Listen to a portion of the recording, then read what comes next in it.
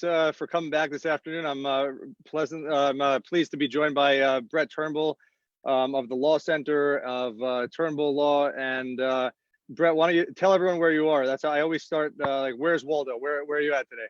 That's right. I'm from Birmingham, Alabama, and that's where we have offices in Atlanta and Birmingham. That's awesome. We've covered Florida. We've covered a lot of Long Island, New Jersey, etc. But you're our first guest from Alabama, so very, very pleased to have you today. Hey, thanks for having me. I'm glad to be here. So why don't you take us through a little bit of your legal career, how you got into law, and how you came to found your own firm, et cetera, et cetera. Sure. I began practicing law in 2005, and always really had a passion for wanted to be a lawyer who tried cases in the courtroom.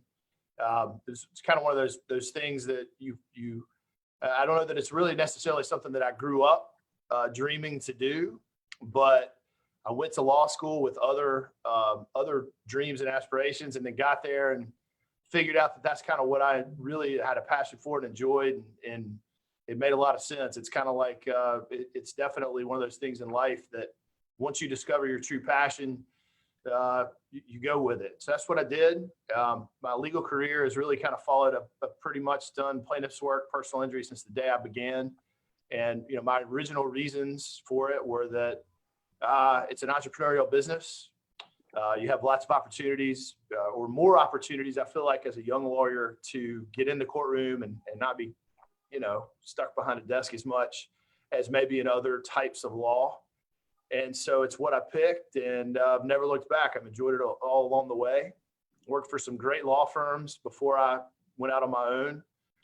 Some really, really great mentors and great people to work with, and I still look back on that fondly. And really just started the firm last year. It was always, I suppose, an entrepreneurial dream to have my own business, and I've enjoyed it so far. And I know you're also a partner of the Law Center. Maybe you could tell us a little bit about that and why pursue that, joining a bunch of other attorneys and creating this national presence. Yeah, the Law Center is an exciting opportunity. It's an exciting new business in the legal market that is really centered around taking firms, like my firm, or I'll call it our firm, mine and my partner's firm, that is, a few lawyers up to even, some down to one lawyer, whatever the case may be, and creating a network with different specialty areas across the country, and trying to work together to kind of compile resources to market, and also to share ideas and corroborate and put things together. But ultimately, it's been a great experience so far. We're doing some really exciting things, through a lot of which you're working on. And appreciate that.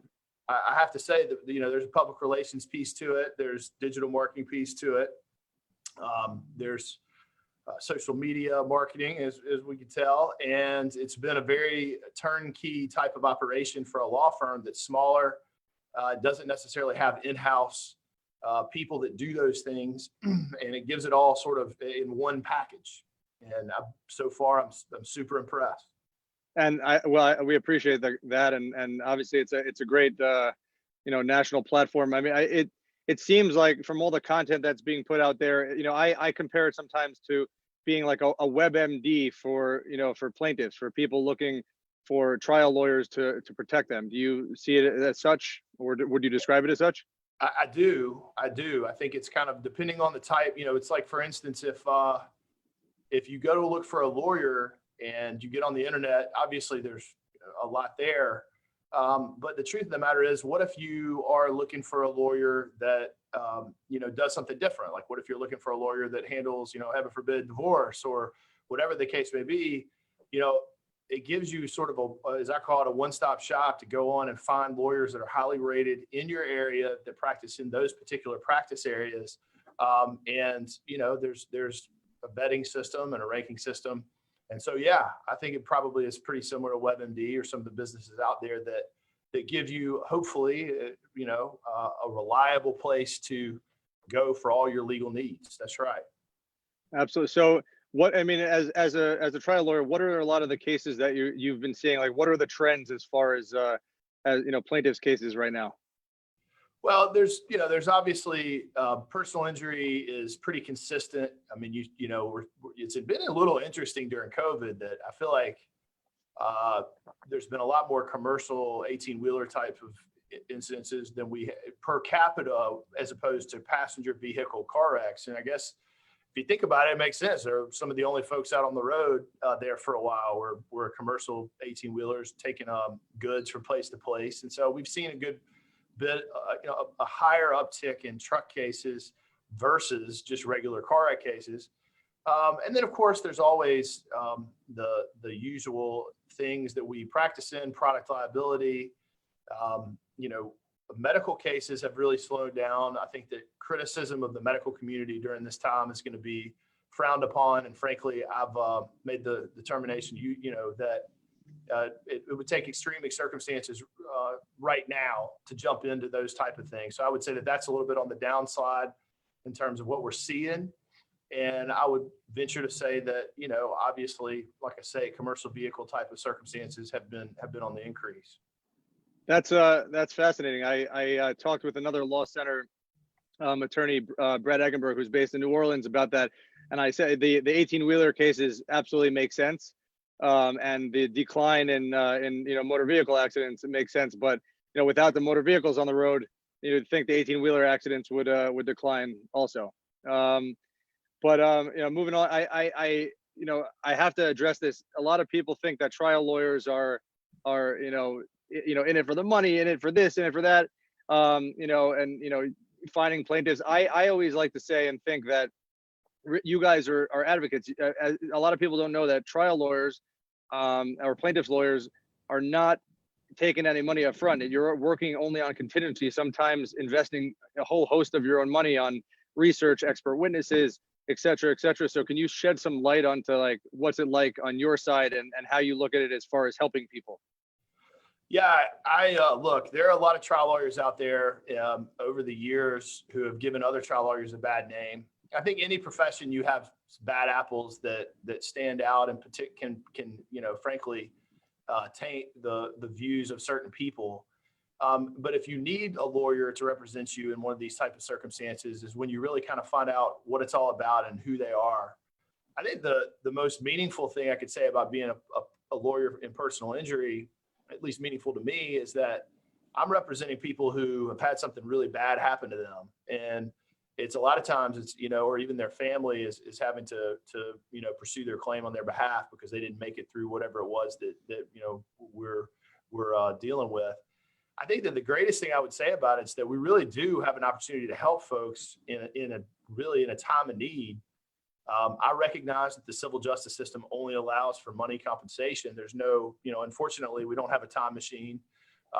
It's not our responsibility for people to be put in jail. That's the state and the prosecutors or to defend, criminal defense lawyers to defend folks from their criminal cases. But it doesn't mean that it's not meaningful, and it doesn't mean that it's not necessary. And I take it very seriously. And I tell you what, the greatest thing about it is that there are a lot of jobs that people go to every day, and they have a passion for it, and I respect it. And we need all different kinds of people in different jobs. But the thing that I really am excited about is that not only do I have an opportunity to provide for my family and pursue my dream of being the best trial lawyer I can possibly be on behalf of my clients, but there's actually with my success, on a personal level, with me, I take my clients who are going through something horrible and have had a very difficult time, and I'm able to help them. And so there's a human side to it, to me, that is, sometimes maybe people see trial lawyers and they think about the money, but there's a human side to it that is very powerful, very meaningful. And so whether they are able to respect that, or whether they're willing to accept that, I should say, is up to them. But I would say that it has a very meaningful place in our society. That's a great answer. And really, you guys are aligned with your clients. If they succeed and they get compensation, that's when you get compensated. So I think that's really an important point to drive home, is that you're aligned with their success, and success in this case means, giving them funds to live their life or support a family when a loved one is lost, which is super meaningful and very I mean, you're changing people's lives in a sense. Yeah, I mean, the way the way we get paid is we don't get paid by the hour. We don't have a particular fee. We essentially do what's called a contingency fee agreement. We get a percentage of whatever we're able to get for our client. And we, as in, plaintiffs, lawyers, and personal injury, typically front the cost associated with litigating the case, meaning that we literally take it out of our own pocket and we spend on the case. And it aligns us with our client, where our interest is perfectly aligned with theirs. Our interest is not to delay the case, to make the case as complicated as possible. It's to try to make it direct and powerful, a line to the end of the rainbow, and what I call the end of the rainbow in terms of like our client getting compensated for what's happened to them. The difference between what is versus what we believe should have been, right? In terms of the conduct of another person or company, or whatever the case may be. But the reason that we do it that way, and the reason contingency fees exist the way that I'm describing, is because it gives everyone access to a good lawyer. And it's not just to the highest bidder, so to speak. You can actually go get an attorney who will do that type of arrangement. It doesn't have to be paid a tremendous amount of money up front, because a lot of people don't have that type of money, number one. Number two, just as importantly, they're going through a horrible time in their life.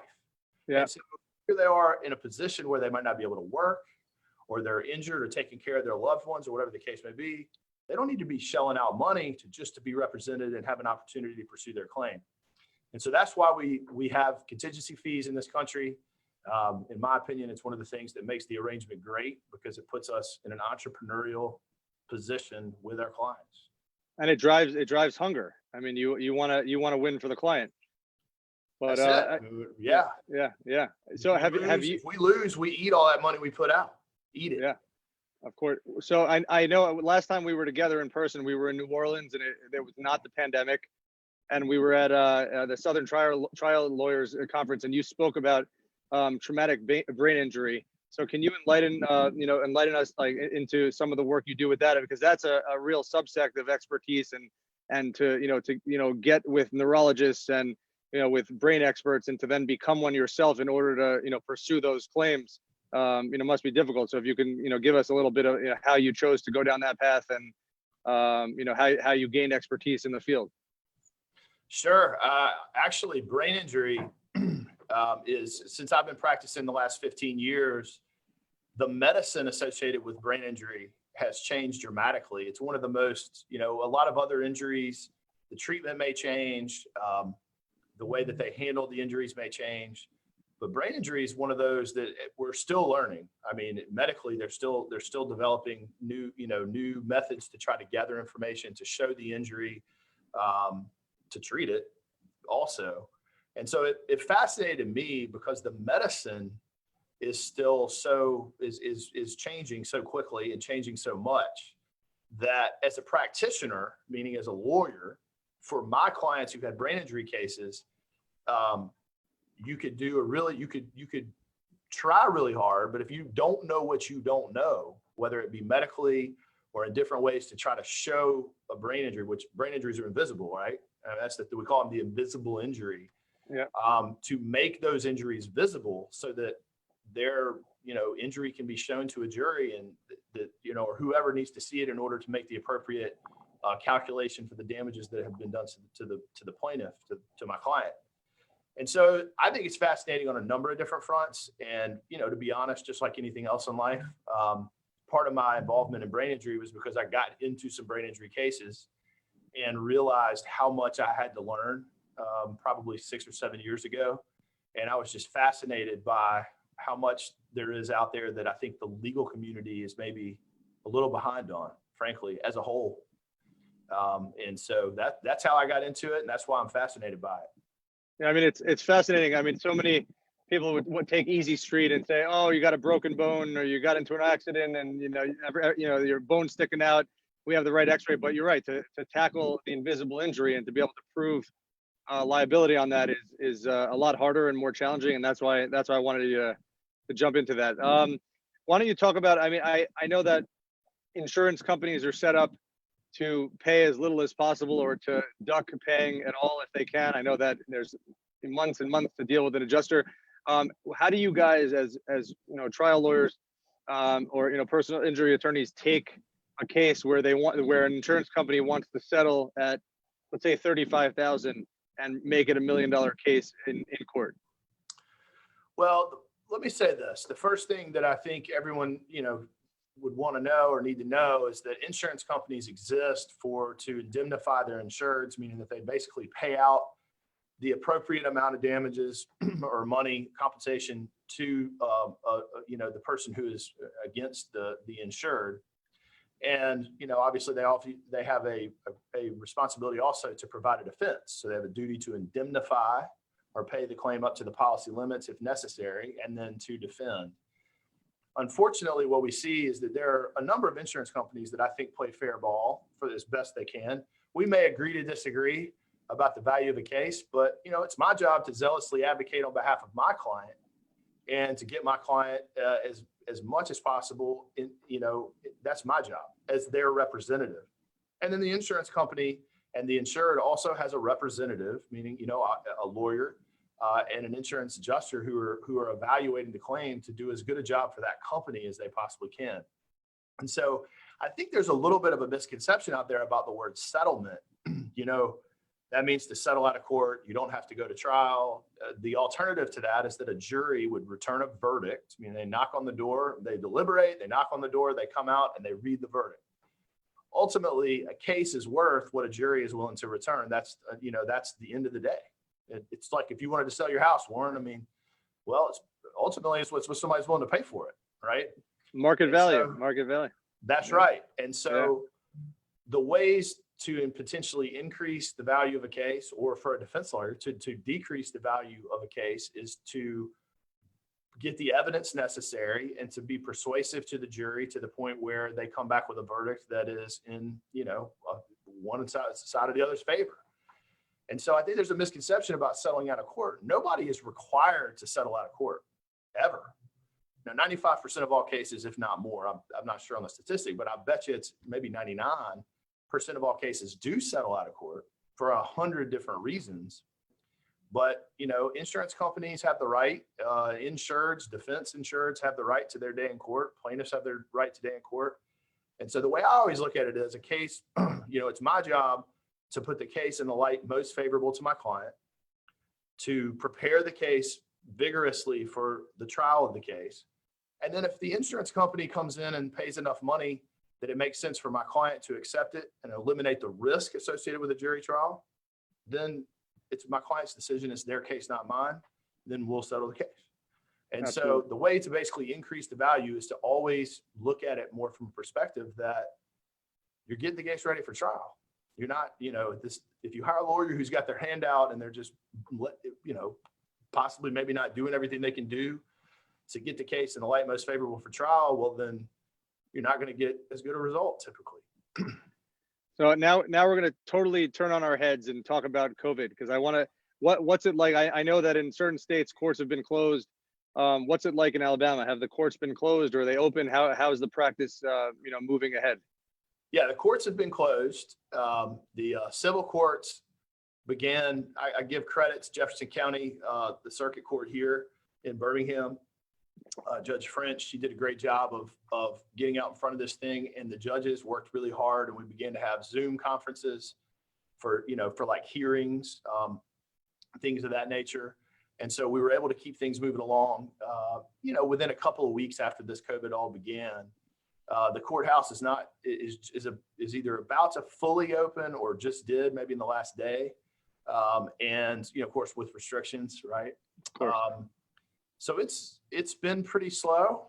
Obviously, the greatest concern, even though I'm not a criminal lawyer of any kind, is that people are entitled to a speedy trial in a criminal case. They're entitled to, there's certain constitutional rights that criminal defendants have for the process, to take place for them, or they can end up kind of stuck in this limbo, right? And so I really feel for all the lawyers who have to deal with the courthouse closures, but I especially find it, a sense of urgency as it applies to the criminal courts and, the prosecutors and that end of things as well. And how about your offices? Have you been going to the office, or are you in your office now? I'm in my office now. I have the benefit. There are about 12 or 13 of us. We're on 2 floors. We're pretty spread out. So we actually reopened about 2 weeks ago. We've been social distancing. We're required to wear masks in the common areas of our building. Oh, you only took off the mask for the interview, right? Because that would be awkward. That's right. That's right. And so we've been, a couple of weeks, but yeah, there for a while we were all working from home. We were having to really flex our technological prowess to try to be able to work from home. And you know what? I think at the end of the day, I think businesses, law firms may change the way they do business a little bit. You may see some positions turn into positions where folks can do it from home. We'll see. Has it been hard? Because as we said earlier, you guys are hand-holding. You're dealing with people who a family member has been in a terrible, tragic accident. Maybe they're in the hospital. Maybe they're no longer with us. You sit across from a conference, across from someone at a conference table. You got a box of tissues. You can hold their hand. You can deal with them. Has that made the job more challenging? And as far as the compassion side? Yeah, I mean, there's a lot of people suffering for a lot of different reasons right now too. It's we represent people, and as their counselors at law, I feel like we also have a responsibility to our clients to make sure that nobody goes hungry, nobody's in a position where they can't find a good place to be. They can pay their power bill, and there's certain things that we forget. I mean, people go out, people who have serious injuries. I mean, they may not be able to work, or their family member who normally provides for them is having to take care of them, and so we find ourselves in a position of true. It's a little bit more than just the case sometimes. And I feel like during this process, it's been a little bit less personal, a little bit less human. And honestly, the thing that, it's been harder to move cases that are in litigation, cases that have been filed. And, you just don't like to have to call someone who's ready for their case to be the one that's on deck and to be handled. And you have to tell them that everything's been delayed and there's no timetable for it to be set up. I mean, that's the hard part. We don't really know exactly at this point when we can put 40 people in a courthouse to be a venire in the same room to pick a jury from, and then have 12 of them or 10 of them or however many, 9, whatever it is in different states, all sitting there next to each other as jurors, right? Yeah. And so that's obviously that's not phase one. Let's just say that. In fact, who knows what phase that is? So that's the concern, is how long does this last and what does it mean? Do you think that once things open up a little bit, hopefully in the next couple of weeks, I know Louisiana's in phase one. What is Alabama in phase one yet? Well, Alabama's governor actually pretty much just made it where everything goes. I mean, to be honest. And so, followed suit from Georgia. And so, my personal feelings on the matter are a little bit, I don't know if I completely agree with the way that it's been handled, but at the same time, it is what it is, and we are where we are. We're pretty well open here. Okay. Have you seen, are things getting back to normal? Are adjusters or insurance companies trying to settle more and, prevent it from going to court? Or, has there been a little bit of pressure on them to get cases settled, or is it, the same status quo as it was prior? I think so. Initially, when all this began, we were terrified.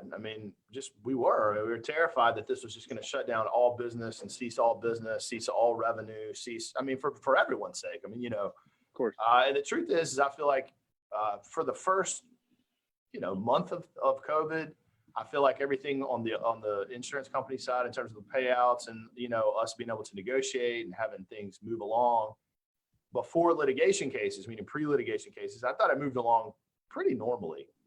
But the court, obviously with the courts being shut down and nobody being able to perform depositions and take testimony from people because we couldn't all be in the same room, there was that during that month, there was none of that. And then toward the end, I think it flipped. And I started seeing more difficulty with us continuing to correspond with the insurance companies on the claim side, but we started figuring out Zoom and figuring out how to do mediations and depots and all those things. So it's been interesting. It's been a little bit of a tale of two, I guess, 2 months, if you will, 2.5 months, whatever it is. And so Interesting times, that's for sure. Absolutely. Do you think there'll be a surge in wrongful death cases due to Corona? No, I really don't. You know, most of the states, at least Alabama and Georgia, have immunity provisions for the reopening. And you know what? Despite the fact of what I do for a living, I don't have that much heartburn about it. I know there are some people who feel like it's unconstitutional. And frankly, this is just a really odd circumstance where we have to be practical and sort of, at least in my opinion, we have to sort of modify what we do based on the circumstances. And that's kind of the way the law works, is it ebbs and flows sort of, with. And so I don't necessarily have, if someone is truly makes an honest mistake, opens the business, someone comes in with COVID, someone else gets it, then you're in a position as a business owner where you're danged if you do and you're danged if you don't, if you can get sued. I mean, you got to think about it like, well, then do I open my business or do I not? Do I not open my business because I'm afraid that I'm going to get sued for negligence? The problem with immunity, though, generally speaking, is that then there are circumstances where, let's take an extreme example, where a barber has COVID, goes to work anyway, doesn't tell anyone, and gets everybody sick. Well, he or she did that knowingly. Yeah. So the problem with immunity is it's sort of a one size fits all. And so people who do really bad stuff can walk. And, that's a shame. But I think to encourage businesses to have the confidence to reopen, that's what they did in these two states. I also think that it's extremely dangerous to give nursing homes immunity. And my reason is because I've dealt with, and I am not saying that all nursing homes are bad. I realize there are many, many, many, and most, just like trial lawyers, there are a few bad, right? There's a few bad apples out there that make it bad for everyone else. But to just say that a nursing home could be immune entirely, well, I mean, who knows what's going to happen, right? I mean, and then they got it locked down where nobody can even be in there with their loved ones. They don't even know what's going on in there. I think that's very dangerous. I think it's a bad idea. If COVID runs through the place, which we all know could happen, if they took every precaution possible, the law is going to protect them. If they did everything they were supposed to do to make an attempt to prevent that from happening. But I mean, look, folks, it's the nursing homes. There are certain times where there's abuse and neglect and different things that occur. And now, and it's not like people have changed. I mean, we still have just as many people in the nursing home as we did when this all started. Of course. And so that's one of the things I've seen that just made my stomach turn. Yeah, I mean, it's definitely interesting, and there are some bad apples in the nursing home industry, but there are a lot of them who are trying to do good things. But unfortunately, this is the population that's most susceptible to it, and unfortunately, it spreads like wildfire. And there's precautions. My grandmother is in Lima, Peru, where my mother is from, and she's a prisoner. She's locked in her room, and they're taking every precaution possible. But God forbid something could happen to that facility, and I again, I hope and pray that nothing happens. But to hold them liable when they're taking precautions is there's definitely a lot of gray area there. Yeah, I think it would be unlikely to find a scenario where, if everyone's following the guidelines as best they can, that's the thing. I mean, the law protects you. It's like, well, what else did you expect us to do? And to me, that's why there has to be sort of judgment calls, if you will, and the system would protect a business that was doing everything they could anyway. So, switching back to, I know earlier you talked about it's going to be hard to put a bunch of potential jurors in a room and then get select the jury pool, get into court, but court opens tomorrow. How do you see it happening in terms of protocols and maintaining public health and social distancing? I don't really know. There's been a lot of discussion about it.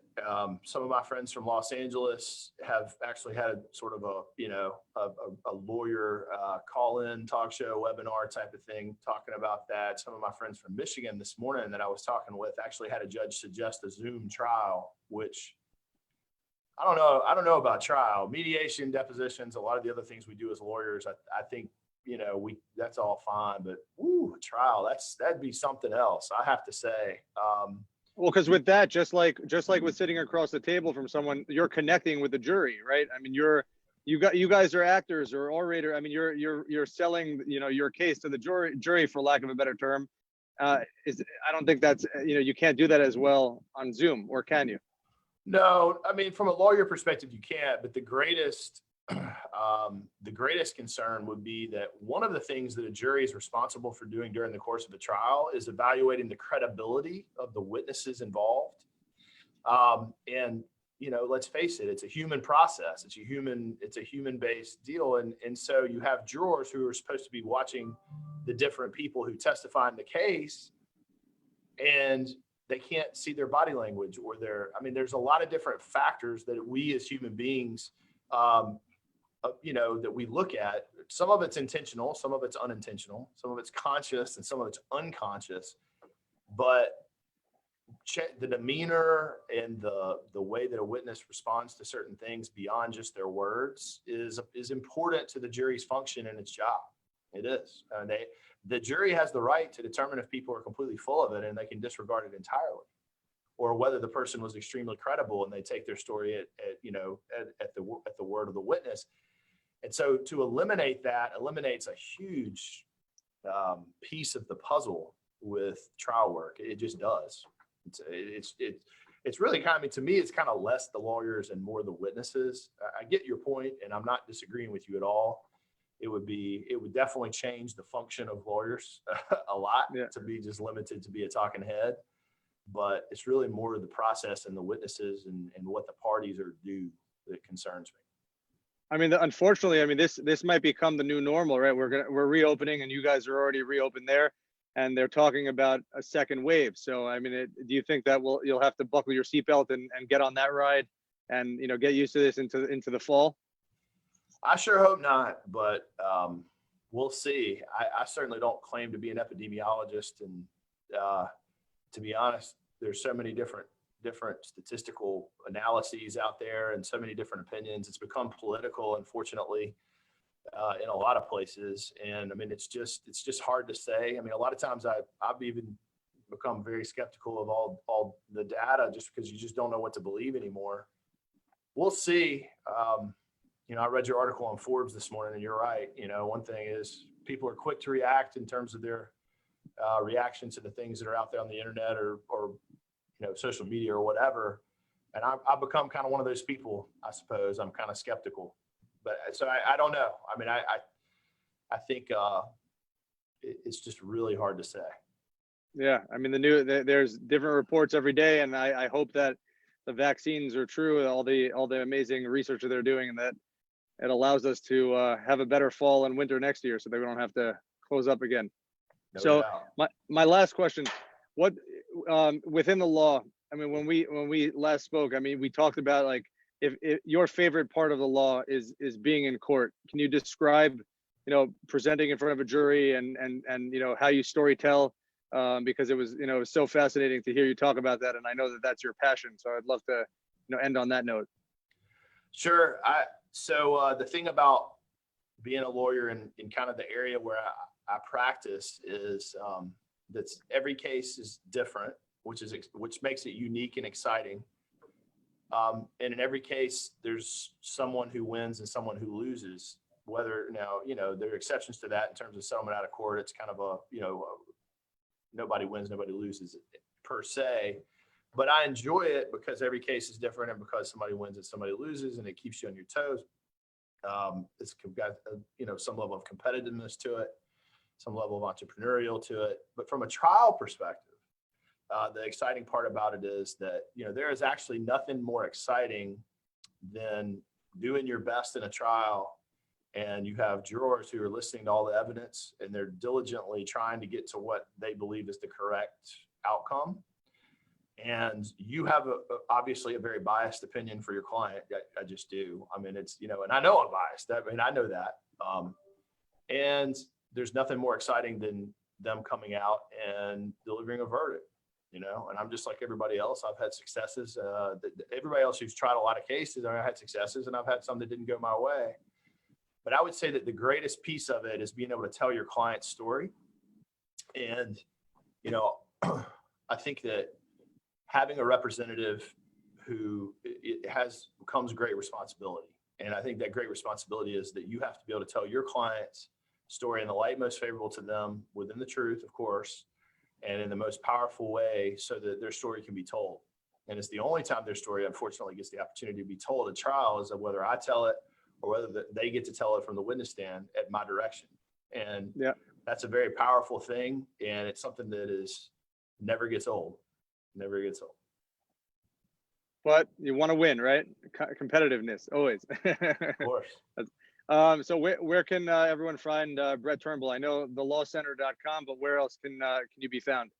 Yeah, also at turnbull.lawfirm.com. And we, we're in Birmingham and Atlanta. That's where our offices are. We practice all over the country.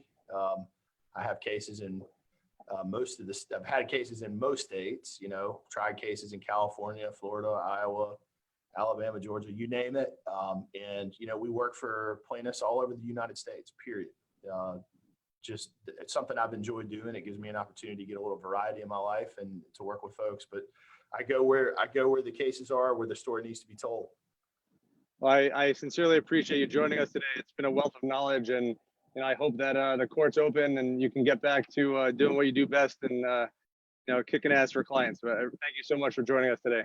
Hey, thanks a lot, Warren, for having me, man. I appreciate it. Of course.